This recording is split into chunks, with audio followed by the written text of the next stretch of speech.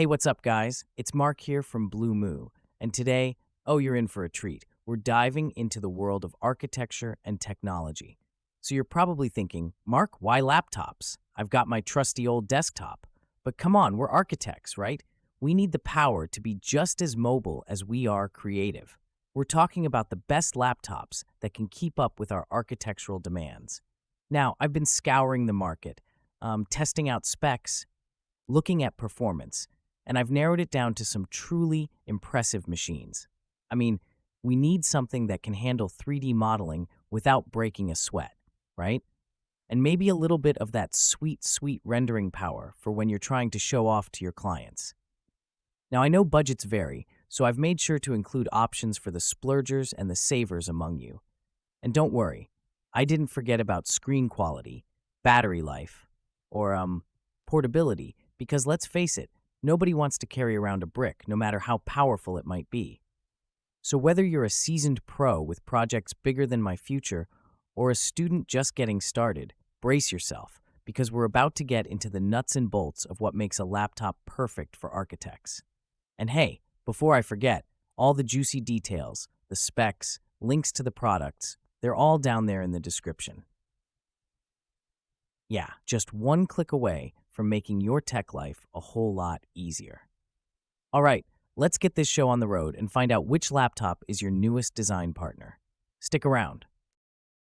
So, the Dell Precision 5560, right? This thing it's like a little powerhouse that's dressed up in, this really sleek package. So first up, we've got the display. And, for architects, I can't stress enough how crucial a good screen is.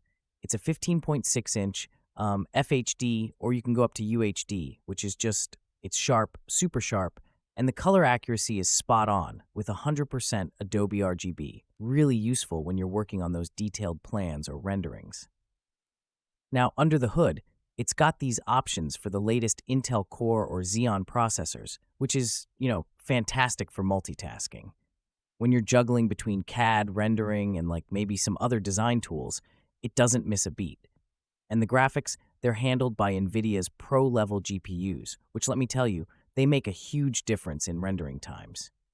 Plus, it can handle it all pretty smoothly without turning into a little oven because the thermal management here, it's pretty solid.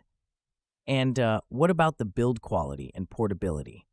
Well, architects are always on the move, right? Visiting sites, meeting clients. This laptop, it's built like a tank without feeling like one. You've got this aluminum chassis, it's durable, but still the whole thing weighs just around 4 pounds, which is pretty light for this class of workstation.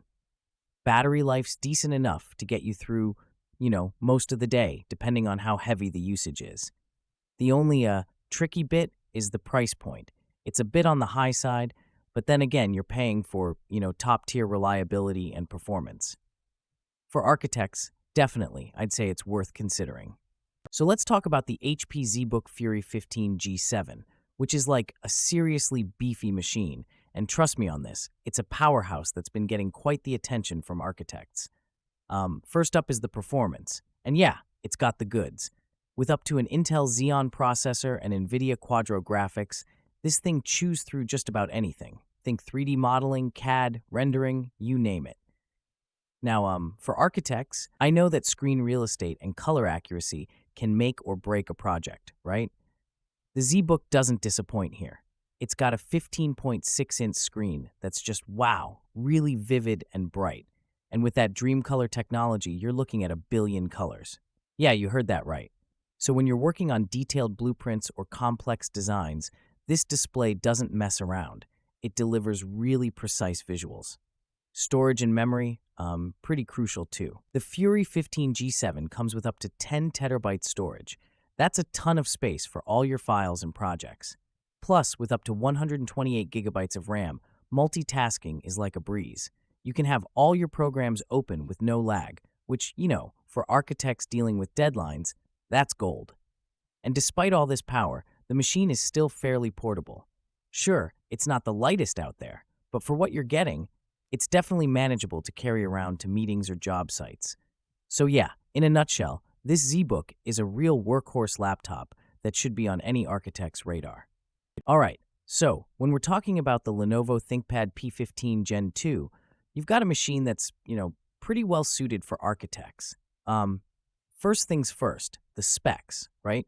You're looking at some robust options here.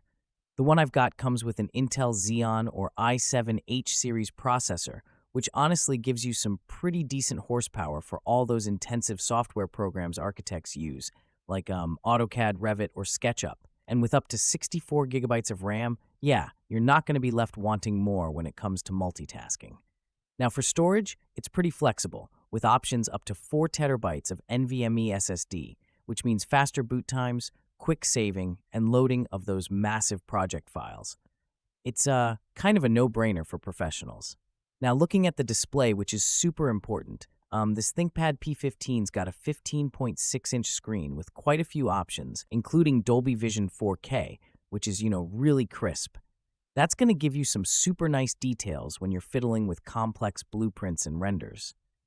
The color accuracy's spot on too, with 100% Adobe RGB on some models, which is essential when you're dealing with precise color work, right?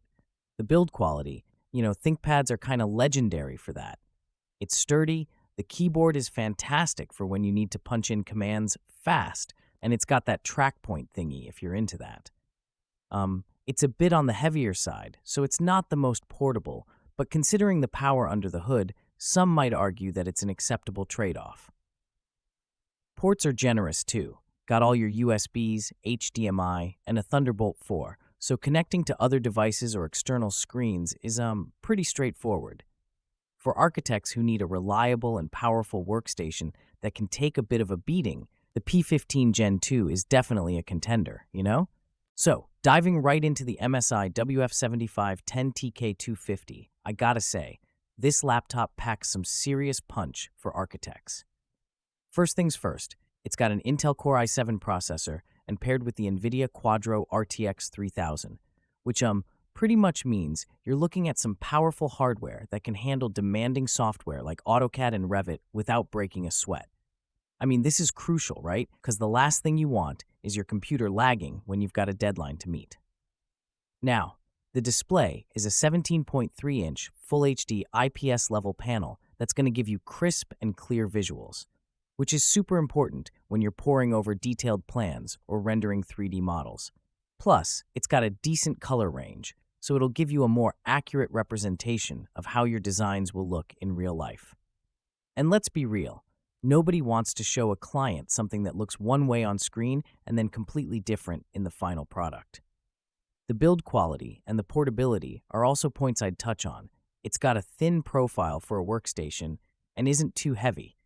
So it kind of strikes a decent balance between, being a mobile workstation that you can take to client meetings and a powerful desktop replacement. The only slight downside is battery life. It's not the longest, but that's a pretty common trade-off with performance laptops.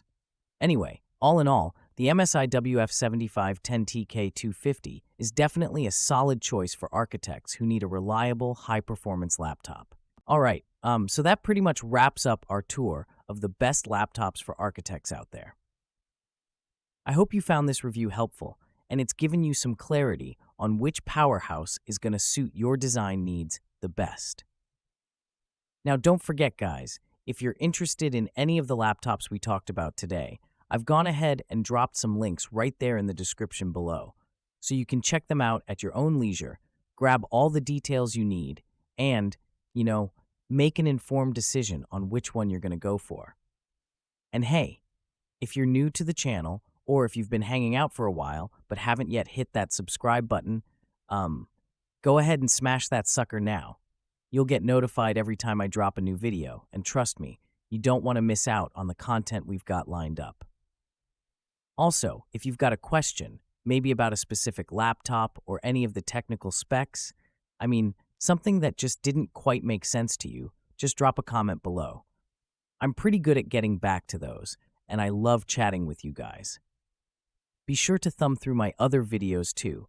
There's a ton more reviews, tips, and even some tutorials that might just catch your eye, especially if you're into tech and gadgets like I am. All right, that's it for today. Thanks for watching, everyone. Really appreciate your time. And remember, keep creating, keep designing, and stay tech savvy. I'll see you in the next one.